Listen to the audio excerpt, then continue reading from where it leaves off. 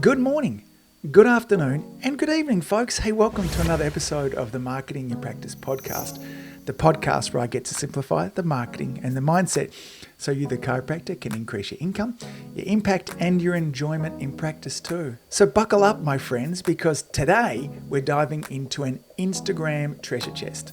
Now, have you ever wondered how some chiropractors seem to effortlessly attract a stream of patients through Instagram? Well, my friends, my guest today, Shakur Smith, is an Instagram wizard, particularly for chiropractors, and he's going to reveal all the secret sauce. We're going to be talking about the chiropractor's playbook, 4 game-changing pillars for patient acquisition as well. Imagine this for a moment, your profile not just being seen, but being noticed. Content that stops thumbs mid-scroll and ads that actually have people clicking, and DMs that turn your followers into patients as well. Now, from bite-sized adjustment videos to the art of the perfect DM, this episode is absolutely going to have you covered. Now, if you're ready to transform your Instagram into a patient magnet, you don't want to miss this episode. It's packed with loads of insights that are practical, actionable, and oh so effective as well. So grab a pen and paper because you'll want to take loads of notes. The treasure hunt is about to begin. Let's go and chat with Shaq. Welcome to the Marketing Your Practice podcast. Shakur, how are you, my friend? I'm doing great, man. How are you? Well, buddy, you were telling a story beforehand. You marginally just dodged kind of police speeding tickets to get here for the interview. Nerves are calm now? Yeah. No, it was, I'm just glad, I just wanted to make sure I made it here on time so I can give some value. Yeah, I appreciate that, buddy. I want to share a very brief story, to our listeners and stuff like that too. Shaq and I have been kind of Instagram buddies now, maybe for sort of 6 months or so. And it's been nice to kind of just have DMs back and forwards that we've been popping into each other's DMs, man. So that's what's been going on there. So, and I love the message that you're sharing. Your background is in helping chiropractors with the Instagram marketing. Tell me a little bit about how did you get into all of this? What was your background? Yeah. So, quick summary, 2019, I was in college at the moment. I found out I was going to have my boy, my first boy. And, was doing favor, all kinds of things I could do in order to bring in some money. And, eventually, I actually got into social media marketing. I saw this ad talking about starting a social media marketing agency. And I was like, you know what, that sounds pretty cool, right? So I dove into that. I learned as much as I possibly could about it. And then literally, like, I think a couple of weeks later, I just started reaching out to people, asking if they needed help with social media. So I kind of started off as like a generalist, I guess you would say. Yeah. But then as I continuously got experience, I noticed that one, Instagram was a platform that I can resonate with the most. I'm 26 years old, so it was very easy for me to use. And not only that, I just started getting more people that responded to me on there too as well, right? So I niched down more to Instagram, right? I started helping businesses for free. And then I actually reached out to a chiropractor, which is what I kind of told you a little bit before, in New York, and he gave me a shot. And we just worked for a month. He actually left me, went and worked with the experienced marketing agency. And right after that, he came back and he was like, hey man, the strategy for Instagram is working way better than what it was with the other marketing agencies. So can I just become a client? And then from there, I literally just started working with chiropractors. I literally cut everybody else off and started working with chiropractors alone. It wasn't just because of the results he was getting, because he was getting great results. I mean, we brought in 100 plus patients in a year from Instagram for him. Right. So Nice. that was one thing. And I was like, okay, well, if that worked for him, then it could possibly work for other chiropractors too. And not only that, I'm an athlete. I'm an ex-athlete. So I played sports all my life. I've been to a chiropractor before just because I've heard of it. And I was like, you know what, let me go try it. And when I was in it, it helped me tremendously in Yeah. sports, life in general. So I just immediately already had a connection with chiropractic off the get-go, right? And my wife and my, kids and myself, we're starting to see a chiropractor too as well. So, I just love the industry. And my wife even told me too at one point, she was like, you know what, you really hate taking medicine or getting shots and taking pills and do this and that. And I'm like, yeah, I'm more of a natural kind of guy. I would rather look for an alternative, right, than Yeah. to than to go down that route. If something that's natural can help me more than big pharma, then I'll go for it. So that's another big message that I saw in chiropractic too that I could relate to Yeah. 100%. Jack, what was it that because the idea for most people of like, okay, start a business and offer to help people for free. There's a lot of people like, no way, man, I'm not doing that. What was it that allowed you to do that? That gave you the, almost, we have to kind of lay down some barriers there in order to put ourselves out there. What was it that allowed you to do that? Yeah. So the biggest thing is, one, I had a mentor at the time. So he's the one that advised me to do this. And the reason why he said to go ahead and offer services for free is because I need experience, right? Yep. Like, let's just be real. Like, I learned the skill, but I wasn't Mm. applying it. Yep. Right. So, in order for me to get experience with the skill, I need to be able to apply it. So he said, listen, just do some free work, maybe reach out to maybe 3 5 people, get 5 people to do it for free. Um, 30-day free trial, nothing crazy. And if they like it, then talk about, if they want to do business with you and they become a client, right? God bless, thank I didn't have to do that. They actually just said, hey, can we just go ahead and sign up? So I didn't have to, try to sell them into it or anything. Yes. But that was really the logic behind it. And I think it really benefited a lot because not only did I get experience and building my skill, I also gained a lot of confidence when I saw that I can provide results. Yes. Yeah. There's something to be said for providing results in advance. I'm a big Frank Kern fan, and Frank will often talk about, one of the biggest things that's missing across healthcare, and particularly online, and particularly with chiropractors, is just a lack of trust. And one of the ways that we can massively build trust is by giving results in advance. And I love that. It's a strategy. I think the word I was trying to think about before was we just need to be humble enough to offer our services. And I love that you did that as well. So this was, when was it the guy that you helped in New York? What year was that? Yeah, that was in 2019. Right. What have you learned over this last 4 years since then? What are the big things that you've learned? Oh man, that's a great question. So, as far as for marketing, the one thing that I would really get stressed out about when it came to, marketing and getting results is, and I don't know if you've ever saw this before, but, marketing fluctuates a lot, right? And usually what marketers try to do is they try to paint this perfect picture where, they're consistently staying getting 50, 60, Yeah. 70, new patients or clients or whatever every single month. But the biggest lesson that I learned was that's not true. You're going to have great months and you're going to have bad months. But the biggest factor that goes into that is to not stop the strategy, stay Yes. consistent with it. Right. So consistency was definitely a Mm. big thing that I've learned in these past 4 years. And that's something that I try to communicate with a lot of my clients too, as well. And people that even aren't clients is listen, like, don't give up. If you know it works and you've seen it work, it works. Mm. It's not going to be perfect though. Don't ever expect a strategy to be perfect. So that's one thing that I've learned for sure when in terms of marketing. For business, just I think it's important to do business with people that you can actually somewhat resonate and relate with too as well. Like if you're Mm. not on the same page, like Yeah. I'm just gonna be real. That's one of the reasons why I say, look, let's hop on a call and let's see if we can work together. I'm genuinely seeing if we can work together. Mm. Because if I get a bad vibe or if you get a bad vibe and then you become a client, then that relationship isn't going to be great at all. It's not going Yeah. to be healthy for the business or personally too as well, right? So I've really been kind of a stickler when it comes to people that I work with now. Yes. Um, just because I want to make sure that one, if I'm going to work with somebody, that they truly are a good fit. And if I think they're a good fit, more than likely, like they're going to get good results, right? Like that's just the way that I think now. Mm. Before I kind of just took everything, Yeah. anything that came my way. So yeah. Tell me about that. I just want to jump back to the consistency thing.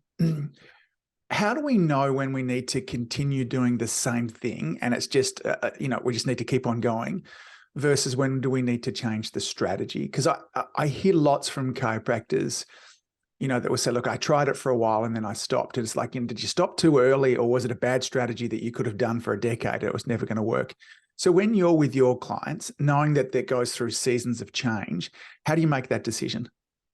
Yeah. So when it comes to that, if let's say, they just started, or let's say they started a year ago, right? And they brought in 200 patients from the strategy, right? Yeah. Well, obviously it's working, Yeah. right? They probably didn't get 50 patients every single month. They probably got 10 here, 20 there, maybe even 2 at one point, right? But the whole point is they still got patients with the strategy, no matter Yeah. what. But let's say, they try it out for 90 days, right? And they don't get anything at all. Like no patients, there's nobody that's showing interest, nothing. At that point, it's not for you. It's not going to work for you. That's Yes. my time limit. I think you should give everything new, if it's a social media strategy, at least 90 days, because when it comes to running ads and things like that, if you've never done it before, you kind of have to let the AI learn for you as you run ads to get your ads in front of the right people and things like that. And also too, like for you to get used to the strategy too as well, because it could be a brand new strategy. But if you don't get anything from it at all in 90 days, that's probably not a good strategy for you, right? Yeah. But yeah, what do you think about that? I mean, what would you say about that? Well, I think the first question I ask when people tell me that is, well, what have you been doing? So if someone says, look, I tried it before and I didn't get any results, what had you been doing? And so invariably I get a couple of things that come back. What they've tried before is they hired a company to post on their behalf some kind of organic content. And when I look back over the content, it was just incredibly vanilla. Like it's health quotes, like there's no pictures of the staff, there's no pictures of the doctor, there's not a video in there. It's the same kind of content that I could post for 100 different practices, around the world. And so immediately when I look at that, I go, well, that makes perfect sense because it's social media and there's nothing social about your posts. I don't know who you are. There's nothing there that would help me build trust. There's nothing there that helps to build expertise for you and your practice there too. And so that's why it doesn't work. So that's the biggest answer that I give to people when I look over it. And then the second one is when people say, look, I tried something and it didn't work. I look back at it and they go, I posted twice in January, 3 times in February. March, I went crazy. There was 12 posts. April, I'd go down to 10. Like there's no consistency there whatsoever. And so I go, and I'll often say to them, how many times do you think you posted over the last 90 days? So I go like 30, like more, like it was heaps. And I go, you posted 15 times. Like 15 times over the last 90 days. It's just not enough, unfortunately, for you to break through the noise. And so they're the two biggest. I don't know. Like I've been pretty full on helping chiropractors with this for the last 8 years.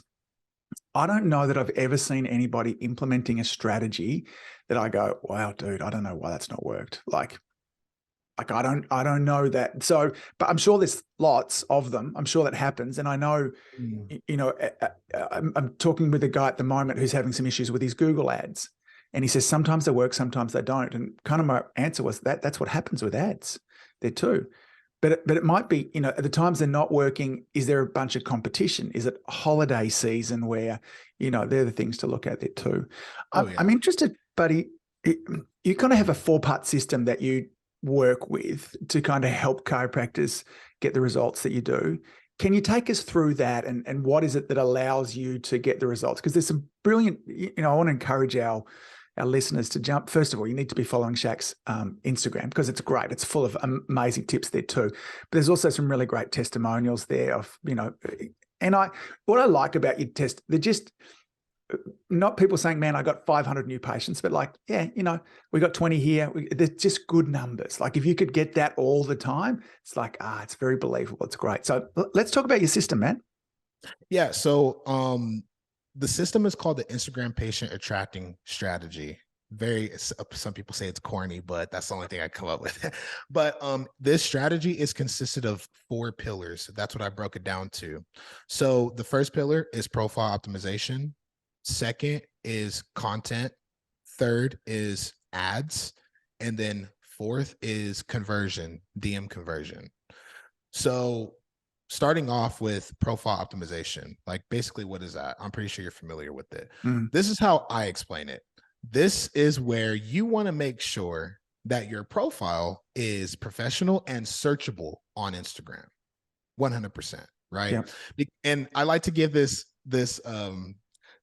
picture and paint this picture in people's heads. So I don't know if you've ever went through this before. Let's say, you know, you Googled a restaurant, right? And or you Googled you know, I don't know, American restaurants to eat at. And you click on one and you look at the pictures and the pictures are blurry. The restaurant is empty. They probably just have a picture of the front of their restaurant. And when you look at that, you know, you probably heard that they had great food, but just off of that first impression, you're second guessing yourself a little bit. You're like, I don't know if I want to go eat there. That's the same thing that happens with your Instagram. It's kind of like what you mentioned before. You know, when chiropractors only post, you know, twice a month or once a month, or if they only have like quotes, things like that, like that's not going to make a very good first impression on people when they discover you on Instagram whatsoever. You want it to almost be like a wow factor in a way, right? So that's literally from your username, like your bio. What does your bio say, right? Your profile picture. Does your profile picture look good? Those simple things, right? Because let's just face it, people judge, right? Even though you shouldn't judge, people do judge. Yeah, so of course. literally when they land on your profile, if it's not optimized well, if it doesn't look professional, then I'm sorry, it's kind of a bad way to say this, but they're going to be like, okay, this is a loser, not a winner. Totally. Right. Yeah. So yeah. So so in terms of profile pictures, what do you recommend? Do you recommend a practice uses their logo? If they have a headshot, should it be a professional photograph? What makes a great bio in terms of from a picture point of view? Yeah. So profile picture, if you are the only doc, then obviously you just want it to be a headshot of you. You definitely want it to be professional or as professional as possible. You could use your phone still because as we know, iPhones, they have great cameras. I literally just tell my clients, hey, just get someone to take a picture of you. Make sure the background is one solid color, usually white, whatever it is. Just make sure it's solid, right? Yes. And make sure it looks really good too as well. So if you're the only doc, then that's the best route for you. If you have a full blown out clinic or practice and you have a logo, if you have an online version of it, definitely use your logo. Right. Now, I've had certain clients where they're like, well, my logo looks kind of, you know, there's a lot going on in my logo. So when I put it in there, it kind of doesn't really look that great. Still use it, right? Because it's your logo at the end of the day, right? People are going to notice that. It's kind of like Nike, you know, you don't have to guess, right? You look at Nike, you know, it's Nike. Yeah. So those are the two options I would have for profile pictures, right? But yeah. And then what about when it comes to the actual bio itself, where they're describing a little bit about who they are and what they do? Do you have some recommendations of how they go about that? Most definitely. So first thing is first, I always love it whenever my clients put what they help with or what they specialize in a way. So there's two different ways you can do it. Like I have a client that puts movement specialist, right? That's cool too. Or you can go more in depth. Like I help people in Las Vegas, Nevada reduce migraines and headaches, right? Like what do you specialize in? Because not every chiropractor is the same. Yes. Right. You all have specialties. So you want to communicate that in your bio as much as you possibly can to let people know, hey, I'm not just a chiropractor. This is what I focus on. This is what I do. Right. Yeah. Have you had a hard time with chiropractors coming back to you saying, well, look, Shaq, we help lots of things. Like, you know, we deal with this, that, and nailing them down or pinning them down to one thing they're really quite hesitant to? Yes, I've had that, but this is what I try to communicate with them is to the average person, a chiropractor is a chiropractor is a chiropractor. Yeah. Right. So you have to be able to separate yourself from everybody else. Right. Just like me. Like there's a lot of people in my industry that do social media marketing for chiropractors, but how I separate myself is I just do Instagram marketing. Not Facebook or Google. It's the same thing for you. You have to tell people or show people like, hey, like, yeah, I'm a chiropractor, but I focus on this. I can help you with this, but this is something that I focus on because that's what's going to separate you from everybody else. Yeah, I like the idea too, and I agree with at least putting in the area at the very least, because we're looking for a local business there, and there's a community feel about it. If it says Las Vegas or whatever that community kind of area is inside of it there too, at the very least, to pop that down. Are there any Yeah. other things about terms of optimizing the bio? Obviously, there's an opportunity for us to have a link there. Is there somewhere in particular that you'd like that link to go, just to the homepage of the website or contact us page? What do you recommend for the link? Yes. So I see a lot of Kairos. I'm glad that you brought this up. So before I even go to the link, the last thing that you want to have written in your bio is a CTA. So something as simple as, book here and having a little arrow point down. You would be surprised with having that, what that actually does. I've seen Yes. it to where my clients won't have it for a month and they'll get maybe 2 people to click on their website. And then we add it in that next month, they got 30 clicks on their website. Yeah, nice. Right. And it's crazy. It's something super small, but it does help convert. So that's one thing, right? Yeah. In terms of the link in the bio, I personally like to just use one link. I see so many chiropractors, what I was talking about, they'll have a link tree. Yes. And I can understand why, but it's kind of like giving a kid too much candy to pick from. Yes. Right. You want to make it as simple as possible. So that link is going to be the contact form immediately. Yes. Right. You want to get them straight to the point because who knows? Like, what if they're going to book an appointment and something happens? Right. But because you had too many steps, they didn't get to that point to where you needed them to fill out the information. Right. So there's a lot of things that could happen to keep people from, actually booking the appointment. So you just want to make it as easy and simple as possible. Yeah, I love it. That's great advice. So for our listeners, like, it's all laid out there for, photograph of you or a logo if you're a bigger team there as well. Let the peeps know what you do and where you are and how you help as well. And then a call to action there that is, a book and then straight to your contact page as well. Let's jump into the second pillar that you talked about as well, which is all about content. What do you recommend as far as content with regards to what sort of content, frequency? What are your recommendations? Yeah. So the type of content, and this is my favorite topic, that and the DM monetization. So the reason why I love this so much is because, like what you mentioned before, memes, quotes, that doesn't move the needle for anyone. Yeah. You want to think of your content as literally a lead magnet, right? What is your content? Your content should be trying to attract the people that you want to see in your office, right? So there's 3 different types of content that I usually tell my clients to post. One is definitely treatments, adjustments, right? It could be snippets, it could be, the full treatment, however you want to go about that. Second part is educational content. Now, educational content, the reason why I say to do that is not really for, I would say, attracting. It would be more for to show credibility and authority, to show that you know what you're doing and you know what you're talking about, right? Last thing is testimonials. Testimonials are super powerful. I have a lot of clients that take screenshots of Google reviews and post it. That's okay. But if you can get the actual patient to talk about it, that's always going to be more powerful. Have them on camera, 100%. But yeah, is it okay if I go ahead and dive a little bit deeper into those 2 as well? Because this is like my favorite topic. Okay. Yeah, let's do it, man. Yeah. So as far as the adjustments, right? Because I have a lot of chiros that are like, well, I don't want to market the crack sound, right? As you know, we see that a lot on Instagram, and it does get attention. Like, we can't deny that. So you can do that if you want to. If you don't want to do that, you need to make sure that you are at least educating while you're treating a patient. So what does that look like, right? Hey, this is so-and-so. She's been coming and seeing me for 3 weeks now. She started off with having this going on. So today we're going to be doing this, this, and this. And as you're treating the patient, you're literally talking through the whole thing. Yeah. Okay. You have to have an engagement factor in your content. If you're just sitting there and there's no pop sounds, crack sounds, I hate saying that, but it's true. No crack sounds, right? And you're not saying anything, that's not going to get attention whatsoever. Yes. It's not. Yeah. Right. So you need to have something in there that's going to keep your content engaging when it comes to the treatments. Right. So you can go down the route of, having people hear the cracks and pops and things like that. But if you want to kind of move away from that and show people, hey, like it's not about that, it's about this, then definitely talk through the treatment.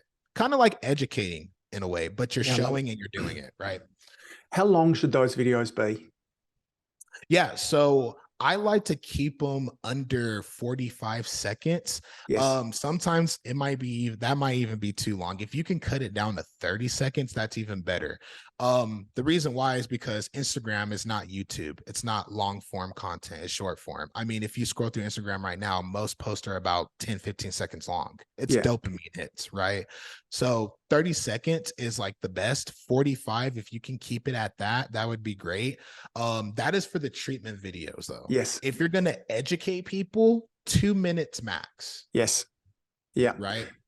So for that treatment video there too, in 45 seconds, obviously most people's adjustments take a little longer than that. We're going to have the intro where I'm going to introduce you to, hey, this is Steph. She's been seeing this for the last couple of weeks, had some really nasty headaches. They're already starting to decrease. I want to show you a little bit of what we do. And then, so that was probably 8 to 10 seconds. And then I'm going to just cut up the next 20 seconds of me showing through my adjustment. Anything at the end to close that out at all, that video? Yes, most definitely. So it's super important for you to have a call to action at the end of your videos. Yes. This is the reason why. Think about infomercials, right? What do they always do at the end of showing the product? Hey, call 887, da, da, da, Yes. da. That is how they generate business. It's the same thing for you in a way, but on Instagram, it's a little bit different. So there's two different ways that you can go about it. You can either look into the camera and say, hey, if you need help with this, this, and this, whatever the case may be, you know, you can say, click the link in my bio to book an appointment today. Yeah, nice. Right? Or DM me the word book. I like to use this one because then you'll get DMs of a keyword. So DM me the word book so that we can have a conversation and schedule you today. Yeah, right? got it. Those are the two ones that I like to use. You can do that. You can say it, or you can literally just type it out. So I use an editing software called CapCut where you can literally automate your captions and you can type in whatever you want on the video. Literally, as the video is going on, I would just add the text at the end that says, click the link in the bio to schedule an appointment today. You need to have a call to action at the end of the video. They're already watching it, right? So, you know, and the point is not just to engage people, it's to generate leads at the end of the day. So you have to have that if you really want to increase the chances of you doing that. So even if it's not a verbal call to action, if the call to action is in the text down the bottom there, that's just as effective. Yeah. So what I do is I add the text on the video and also in the captions too as well, because you'll have some people that'll read the captions too. You know, not everybody does, but it doubles the chances of them taking that action. Yeah, love it. Okay, that's super clear. The educational videos that we talked about before, they can be a little longer. Can you give an example of, you know, a couple of different sorts of educational videos that chiropractors could make? Yeah, so I mean, you guys have probably already seen these already. I mean, it can be anywhere from maybe you giving away stretches. It could be anywhere from, you know, exercises. It can even be case studies, right? Because we all know case studies are very popular. Because you never know. There are some people that probably have that same issue. So case studies is another good one. Those are really the top 3 ones that I've really taught my clients to do. And like I said, the reason why it's not really like in depth that well is because all it is just you showing that you're an authority figure, that you know what you're talking about at the end of the day, right? So those are really the 3 main ones that I usually tell my clients to do. Definitely get in front of the camera and do it though. Don't type it out. Don't make a whole infographic on it. Like, you need to be in front of the camera talking.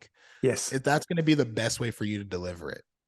And do these videos need to be fancy in any way, Shaq? Like, you know, what sort of production do I need? Lights, cameras, microphones, or is it just selfie in front of my iPhone? So selfie in front of the iPhone does work. I prefer, of course, do it at your desk, you know, do it in your office, of course, right? Yes. If you can afford microphones, definitely get Bluetooth microphones. I use a DJI. It's kind of pricey though. It's like $200 or something like that.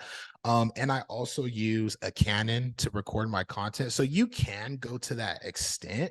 But an iPhone works great. If you can just find like a good, you know, Bluetooth microphone, that way they can hear you clearly, you know, that's really the thing. And of course, if your camera quality is terrible, then upgrade your phone Yes. or get a camera or even hire a videographer. I mean, I have clients where, you know, they want really high quality content and they just don't want to do the work. They don't want to edit and do all that extra stuff.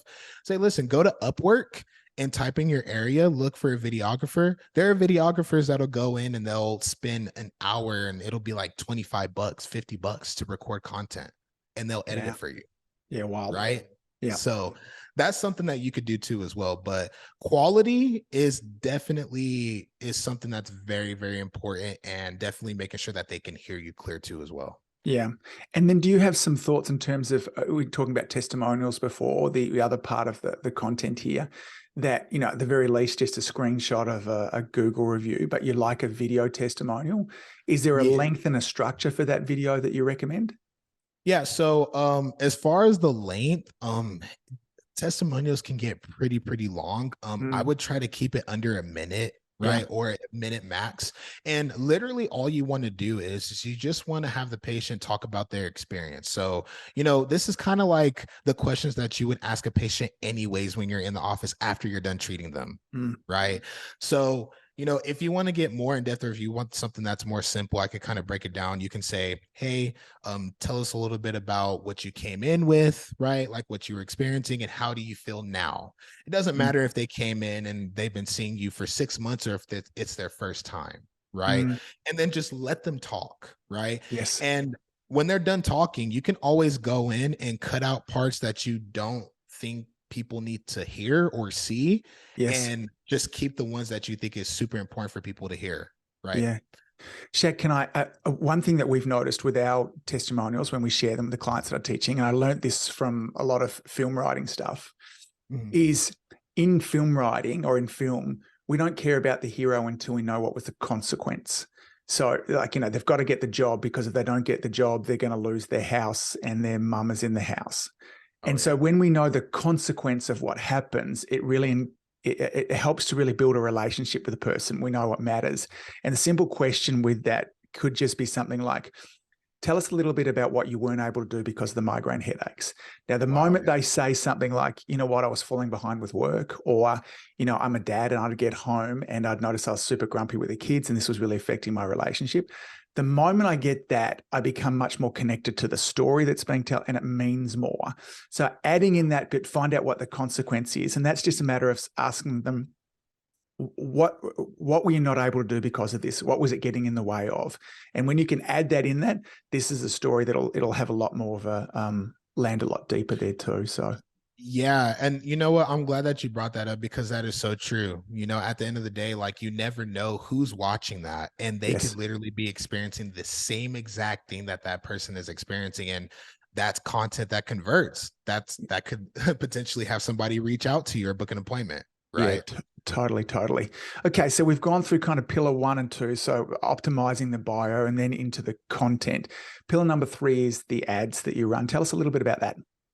Yeah, so there, and the third one's kind of tricky because there's a free way that you can do this, and then there's the paid way. So first, do you mind if I go ahead and go over the free way, because I just want to give it away? I Yeah, go really for do. it. Yeah. So this is my famous quote. You know, you can do all of this. You can have great content. You can have your bio structured, but if people don't know you exist, how are they ever going to potentially become a patient or refer you to someone that they know?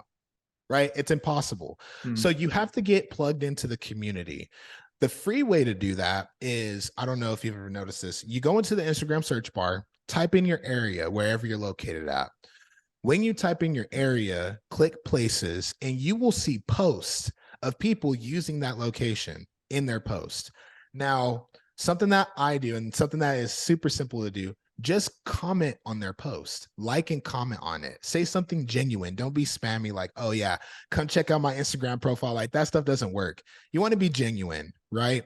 And you would be surprised with how many people will go to your profile and follow you and engage with your content just because you said something nice about their hair, or said something nice about their work, or happy anniversary, whatever it was, right?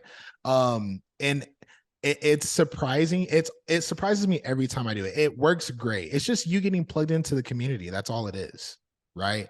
So that's a free strategy that you can do. And it does take a little bit of legwork, but it's better than you going door to door like literally, right? Like you're Yeah. literally just dropping comments, right? Yeah. But yeah, so that's the free way. Okay. And then the paid ads, what we like to do is we'll take, I love taking treatment and running those as ads because those always get attention, Yes. right? So we'll take a treatment video, we'll run it as an ad. We'll start off spending $5 a day for 7 days. That's kind of the duration that I go with. And we want to make sure that we send the traffic to the profile, the Instagram profile. Okay. This is going to allow people to follow, engage with content, look at your Yeah. content, right? This is more of like bringing them into your own world and letting them take the action, right? I can't tell you how many times we've had people when we just send them to the IG profile. There'll be people that'll just look through your content and they'll just book without you even having a conversation with them. Yeah. Nice. Right. Or you'll have people that just like your post. You'll have people that comment, people that'll follow you because they want to keep up with you because you're in the area, things like that. Right. So you're just leaving the room open for them. Right.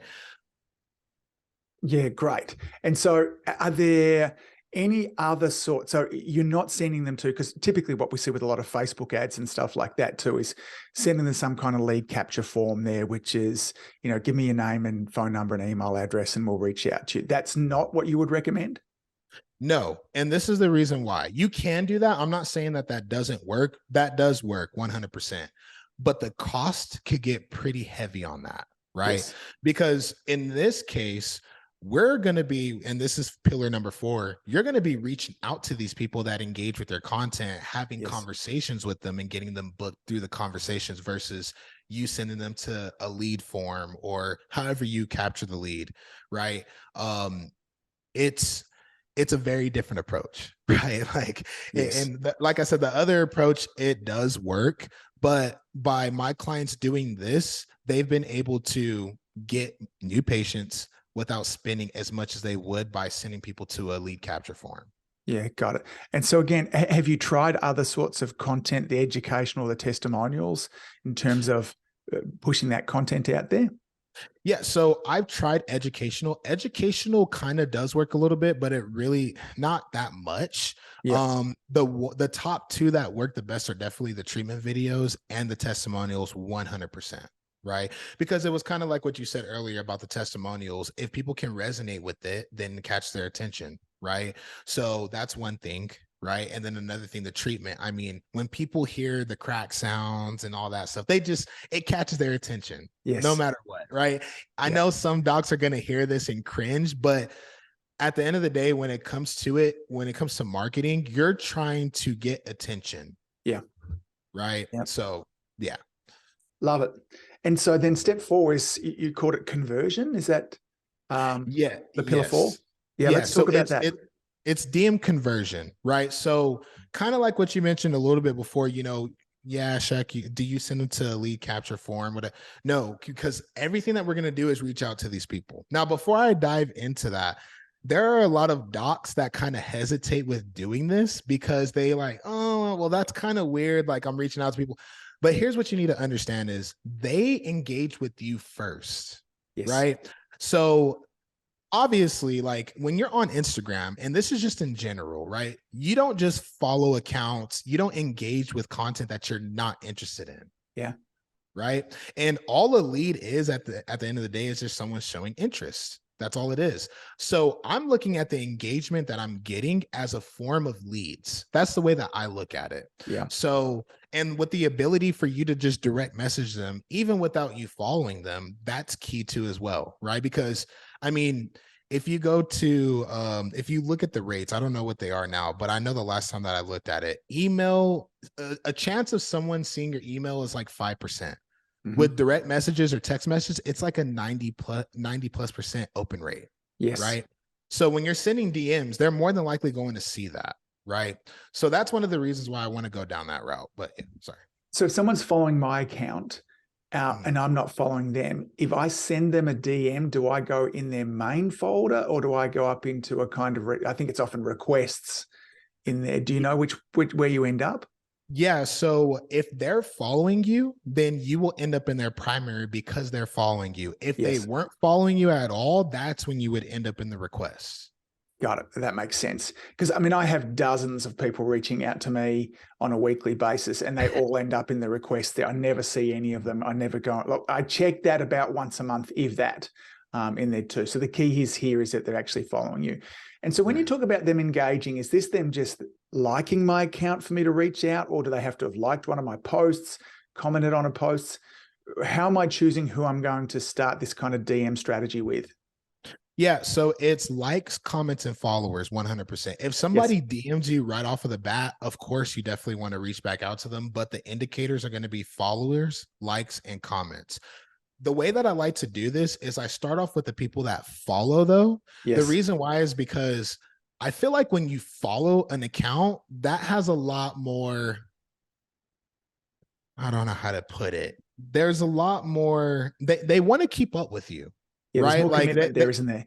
yeah, like Yeah.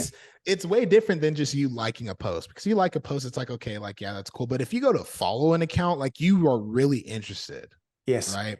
So those are the first group of people that I always reach out to. Mm-hmm. Second are going to be the people that drop comments. The Mm-hmm. reason why is because if you ever look, you'll see from time to time, my clients don't get tons of comments, but when we run these as ads, we'll get people that'll comment on the ad and they'll say, oh my gosh, like I need this. Or, oh my gosh, like I resonated with that so much. I have back pain. Those are leads, Yes. right? So reach out to those people second. Third is going to be people that like. The reason why those people are last on my list is because one, they're not following you, Yeah. right? So if you send a message, it's going to end up in the request tab. And typically we don't really get that much response that quick from those people or at all from those people. I Yeah. mean, you reach out to people that like your content, they could literally reach out to you 6 months later, Yeah. right? Yeah. Or they just never reach out to you at all, right? So, yeah. Love it. Can you tell me, look, because having kind of chatted about this strategy beforehand, how do I begin the conversation? Yeah, I'm so happy that you brought that up. So you definitely won. And I'm just going to throw this out there for all the Chiros that are doing it. I'm not trying to, dog on you or anything like that, but turn off your automated responses, please.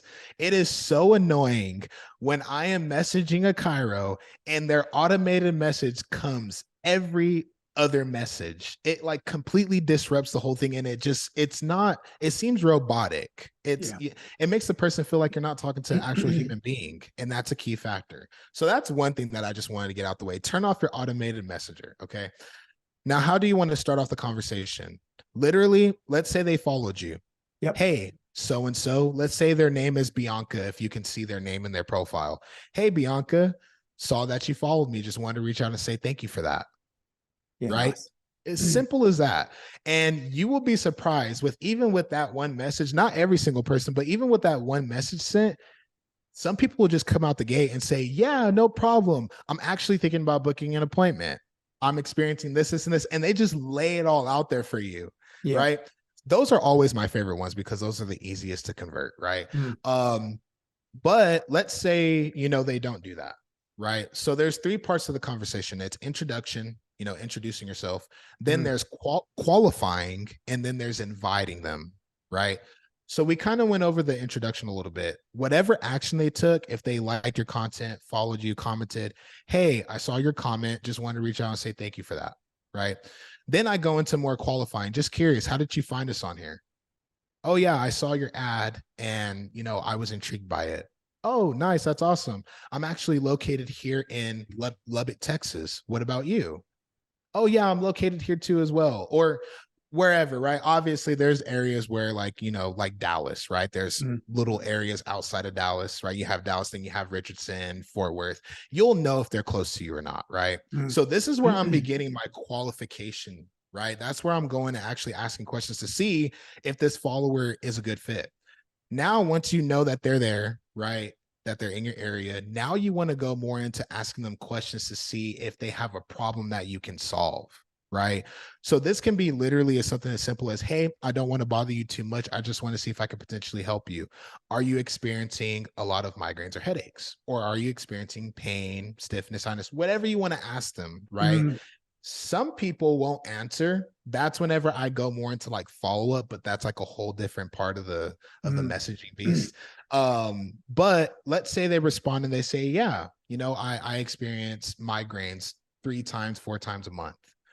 Oh, I hear you. I'm sorry to hear about that. How long have you been experiencing that for? Mm, Oh, yeah, I've been experiencing it for this long. Oh, okay, I got you. Well, what have you done to try and help with this? mm. Oh, well, I've taken ibuprofen, Tylenol, all that good stuff, right? Oh, okay, I got you. Well, hey, I definitely know that I can help you 100%, right? You don't even have to say 100% if you're not confident.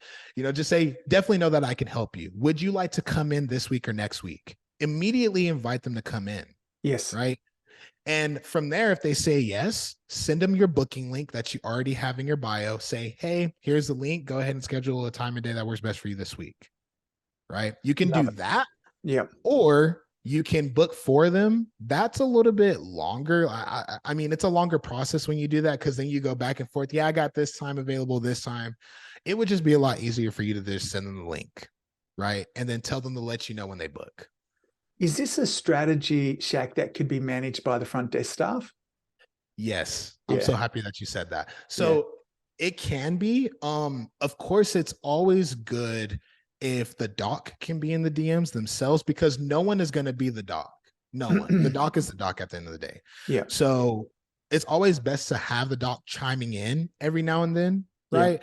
But you can definitely have your front desk do this for you Yes. 100%. Yeah, I love it. Particularly once the conversation gets into the invitation or the qualify stage, um, it would be really easy to, and I know, but particularly back in the Facebook Business Manager, which lets you can manage some of these conversations as well. It would be really easy to put a tag on it when the doc needs to kind of jump in as well. So let's sum all that up in terms of that four-part strategy and see if I've kind of got it there too. The first part is to make sure that we're really maximizing the profile. Think about your image, make sure that you've got a good kind of bio popped in there as well. And then content. There were three sorts of content that you suggested: adjustments, educational, and then testimonials.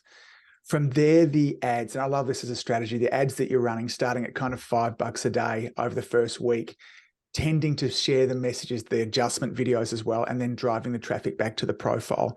And then finally, this DM conversion strategy of those people, first of all, that like your page there too, start some conversations with them, those that like, and then comments as well. So I love it. It's brilliantly simple. I can see why it's effective because it kind of hits so many spots there as well. So Shaq, any kind of final thoughts that you want to kind of wrap a bow around this with it all? Yeah, the biggest thing with this strategy, because a lot of my clients from there here and there, they kind of get disappointed whenever they're not able to convert a lot of people. And what you have to understand is they followed you, right? So Yeah. this is why it's important for you to put out good content, right? Mm. Posting your IG stories, post content, because they're going to see it. They're going to see that content, and that's free marketing for you, Yeah. and then when they need you, they'll reach out, Mm. or even better, you can follow up with them later because they're right there in your DMs, right? So just to not get discouraged if somebody doesn't convert right off of the bat, because all truth, not everybody needs you at this moment. Yeah, totally. the whole And the Oh, sorry, go ahead. no, you go. Yeah, I was gonna say the point of this is letting them know that you're there, having a conversation with them, having the first touch point, and now you're on their mind Yeah. 100%. And there's lots of statistics that would suggest that for those people that are interested, the vast majority of them are not ready to make a decision right now, whether it be buying a washing machine or wanting to go and see a chiropractor. And if we can just, to some extent, and I know this takes some of the human aspect out of it, it's a numbers and a time game. That's what it is. And we're building community and relationship. And, if somebody doesn't qualify into an invitation, it's just, I'd see these as just not now. They're not no's, they're just not now, particularly if we're not too pushy and we don't try and burn the bridge immediately. Shaq, a great pleasure chatting with you, buddy. Like I've loved everything that you've had to share. I'm a big fan of the content that you share on Instagram. In the links, I want to encourage all of our kind of listeners and watchers to make sure that you follow Shaq as well. The best spot for people to reach out, is it via the website? Is it an email? Where would you invite them to? Definitely Instagram, Yeah. 100%. I'm on there all day. Yeah. You are. Whenever I message you, you get back to me almost immediately. And given that we're on different sides of the world, that's impressive. Buddy, thanks so much for sharing time with us today. I look forward to continuing to chat and get to know you better as well. Enjoy the rest of your day. Yes, sir. Yes, sir. Thank you for having me on here. You too. If you've enjoyed listening to this podcast, you have to come and check out my Community Influencer Program. It's my monthly coaching program where we take all this material and I'll work with you to help you apply it, implement it, and systemize it. The Community Influencer Group Coaching Program is designed to help you increase your practice income, impact, and enjoyment. Join me over at anguspyke.com/join. That's anguspyke.com/join. I'd love to see you there.